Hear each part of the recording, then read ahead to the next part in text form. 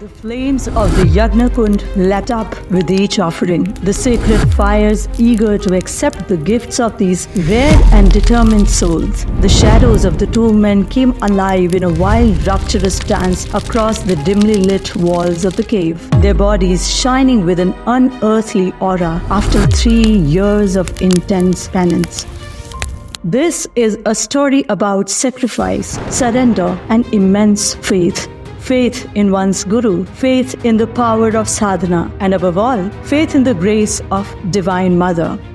Today we flip through the pages of Markandeya Purana and recall the story of Surat and Samadhi and how they invoked Maa Durga by performing the Nav Durga Sadhana.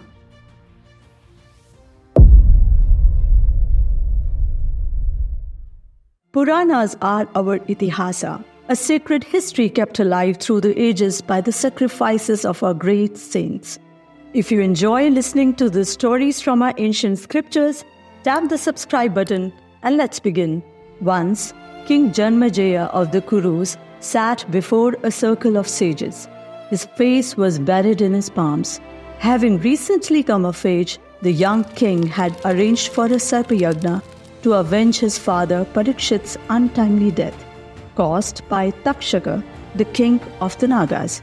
The yagna, however, had to be called off due to mysterious circumstances. Janmejaya had started the sacrifice with high hopes, and yet his ambitions had been dashed without ceremony. The young king became depressed and refused to talk. The entreaties of even his trusted advisors could not move him. Present in that royal Yagnashala was sage Vyasa. Despite his age, his wisdom and memory were sharp and beyond measure. He knew that listening to the divine Katha of Devi Ma would uplift the king's sorrowful mood. Vyasa narrated Devi Bhagavatam to the audience, who listened on, enraptured. Bhakti and Shraddha for Devi Ma flowed like magic from the old sage's lips as he began the story of Surat and Samadhi, two of the greatest sadhaks of Maa Jagdamba. Like the young Janmejaya, they too had faced incredible challenges in their lives, which they overcame through devotion for Devi Ma. In days long past, there lived an excellent king who was devoted to his subjects and fair in his rule. His name was Surat, and he ruled over his kingdom of Kola with an able fist. However, his peaceful reign was cut short by a violent attack from a neighboring tribe. The cunning tribesmen resorted to an evil plan. They bribed his ministers to their side, making them fight each other instead of the enemy. Devastated by the betrayal, Surat had to abandon his kingdom. Leaving behind his family and all that he held dear, he roamed the wilderness like a broken man.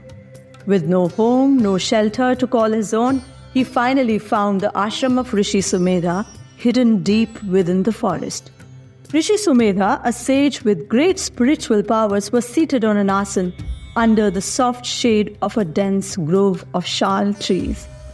He had a peaceful aura, and though his body was lean from years of tapasya, his posture was solid like a mountain. When King Surat approached the rishi, his heart was filled with great devotion. He humbly prostrated before the learned sage. The fear and grief that had been tormenting Surat's mind slowly evaporated into the forest's air. At a gesture from the Muni, one of his disciples brought a seat made of darba grass, and the sage made the king feel welcome. "O Muni, save me or I am lost. I am Surat, the king of Kola, yet my kingdom is no longer mine. Foreigners have taken my Rajya from me. I have lost everything I held dear. I fear that even now my enemies scout these forests and search for me." The sage looked deeply into the eyes of the king and knew that he was telling the truth. He allowed him refuge at the ashram. Surat began to spend his days there in relative peace. As the days turned into weeks, Surat was torn between his newly found peace and his longing for his homeland.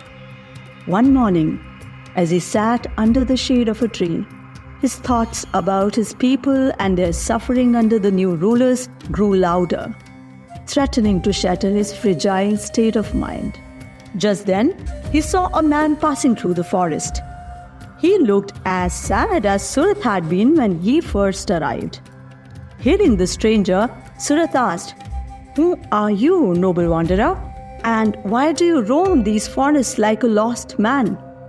The former king, whose appearance had changed greatly since he had come to the ashram, looked like a rishi to the newcomer. Trusting him immediately, he poured his heart out to Surat. "Samadhi is my name, and I was once a wealthy trader. But my family was greedy for the wealth that I had earned and would not allow me to do charity. My own wife and sons threw me out of my house." The man lamented. "They called me a miser, me who had provided them with everything that they had ever wanted." Samadhi wept bitterly. To calm him, Surat attempted to be warm and welcoming. He introduced himself to the Vaishya as the former king of Kola. Although he had been a just and noble ruler, he had been driven out by his subjects. "Dear friend," he said, addressing the merchant, "the wise say that those who exchange 7 words become friends, and yet you and I have far more in common than just speech. We should spend our remaining days at this ashram. This land is sacred, for here dwells the wise Sumedha Muni, who is my guru. Let us forget our troubles and leave our worldly concerns behind. Look, the birds sing so beautifully in this delightful place, and the winds bring glad tidings for a better future. We will surely find peace here if we let go of the burdens that we bear." The king felt he had found a familiar soul in the merchant, for they both had once been masters of their own destinies, and they had been both thrown out of their rightful place by their own loved ones, whom they had trusted so much. However, the newly arrived Samadhi was inconsolable and cried for his family. Surat, seeing no other way, suggested that they go to the rishi. He was sure that the wise sage would be able to find a solution to their problems. The 2 men went to the ashram and humbly prostrated before Sumedha Rishi. Surat introduced the newcomer to his guru. Rishi Sumedha understood at once what had come to pass. He knew the longing that grew deep within King Surat's being. While the soothing environment of the ashram had temporarily calmed his wounded heart, it had not healed him permanently.